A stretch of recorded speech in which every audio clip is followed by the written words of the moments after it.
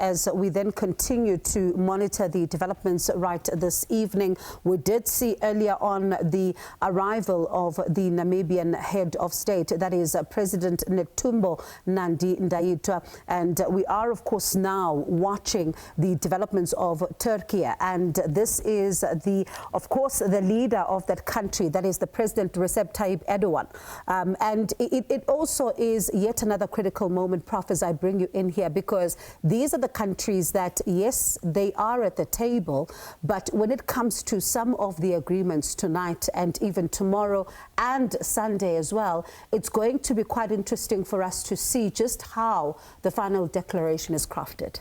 Indeed, Turkey is a very important country.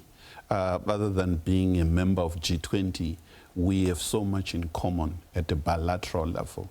And our trade with Turkey, it's growing. The airline direct flights to Turkey, and both economic as well as political. Turkey is also involved in a number of conflict resolution on the African continent. I think it's playing a critical role, for instance, in Somalia, and also support Africa at a UN and UN issues in a number of other platforms. Therefore, I think this is a golden opportunity to deal with common issues, but also to ensure that we spread our wings when it comes to trade and also deal with issues of climate.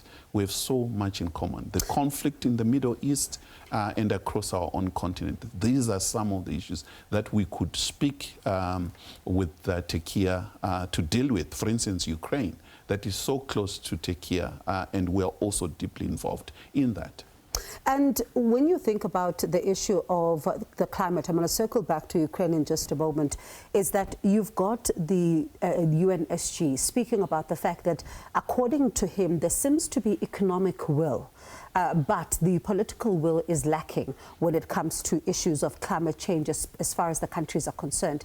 Then it brings one to the next question to say, we've seen the different working groups. For example, the Disaster Risk Reduction Ministerial Declaration, it speaks about how it's committed to the work to reduce, some of the emissions there, but also saying that it wants to advance the agenda as far as, making sure that the impact is not felt as much. But you have the United States that's incoming as the president. We know its position on that. So where then do you find the middle ground as you continue to work with the G20? There are lots of transitions. I think the very first transition is that the world we live in, it is fast changing, where the Western world and the United States in particular is no longer as powerful as it used to be.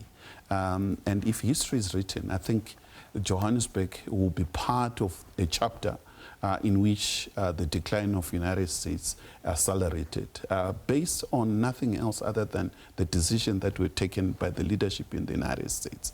So multilateralism, as they stand in advancing issues of climate change and so many other issues, are under threat. And chances of G20 to continue as good as it is in Johannesburg today, I have a negative picture that President Donald Trump might as well sink the ship going forward. You really need the United States. Is the economy number one? What is G20 without the United States? I think these are important questions. However, I think what the tone that is coming from Nasrec, it speaks to the fact that the world will continue with or without the United States. And the fact that it's not about one country. The G20 is not about one country. There are many countries that bring a lot to the table. Indeed. So you're going to have zones of deglobalization led by the United States. That is anti-majority. And you have those who want to democratize institutions of global economy and politics. So going forward, we're going to live in that world, a multipolarity world, issue-based world order. And therefore, I think as Africans, we need to continue to strengthen our own African institutions. At a global south, we need to do the same. Ensure that with President Donald Trump or without him, issues won't be on standby. When you think about President Recep Tayyip Erdogan, right, he is coming to the country, and some of the reports, especially when he was leaving his country, suggest that he's not only coming here to speak about the issues of climate change, but he also wants to speak about what's happening in Gaza. And that is important because you also have countries that have been speaking in multiple voices as far as this story is concerned, some far apart, but others seem to be speaking in a voice that, you know, appears to be condemning what's going on and also speaking about what a catastrophic disaster that is. He is quite critical when it comes to the question of Gaza. He is critical on Ukraine and in so many other areas of African countries and conflicts, particularly in Ethiopia, on the Horn of Africa, Somalia that I've mentioned. And therefore, I think it's a chance for South Africa and the AU to engage with President of Turkey to ensure that we somehow have a common position to reach out to some of people that are involved in conflict. I think the management of weapons that are being bought, and whether we like it or not, some of them are made in Turkey, drones, for instance. While the focus is on the United States, China, and other bigger countries such as Russia, we also need to pay focus on countries that are contributing to peace as well as at times to conflicts on the African continent. And as you watch these visuals there, live visuals, as we anticipate the president of Turkey there, Recep Tayyip Erdogan, to, of course, come out of that plane there. He is making his way to the G20 Summit. And a short while ago, we saw the president of Namibia arriving as well. That is President Netumbo Nandi-Ndaitwah. And you speak about a number of heads of state who have made their arrival in South Africa as well. Interesting, especially when you think about Brazil, for example, and we talk about the social summit that we saw this week.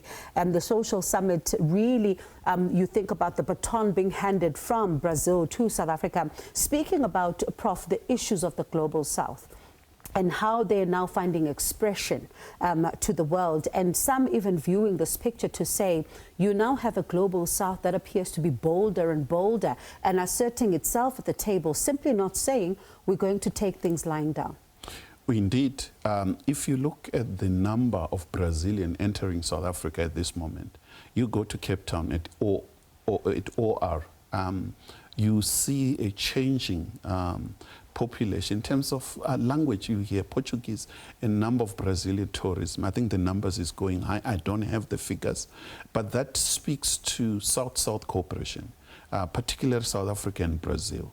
So one of the major changes that we were focused during the apartheid era on Western world. Now we're diversifying our attention in terms of economy, social, communication, education, and therefore relationship between Brazil and South Africa is very strong.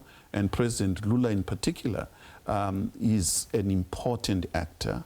And these are leaders that are sympathetic to the poor, not just in Brazil, in the developing world. And therefore I think his presence at the moment is of significant importance. And we hope that the pressure will be on the developed countries that refuse to accept some of the demands that are made by the global majority.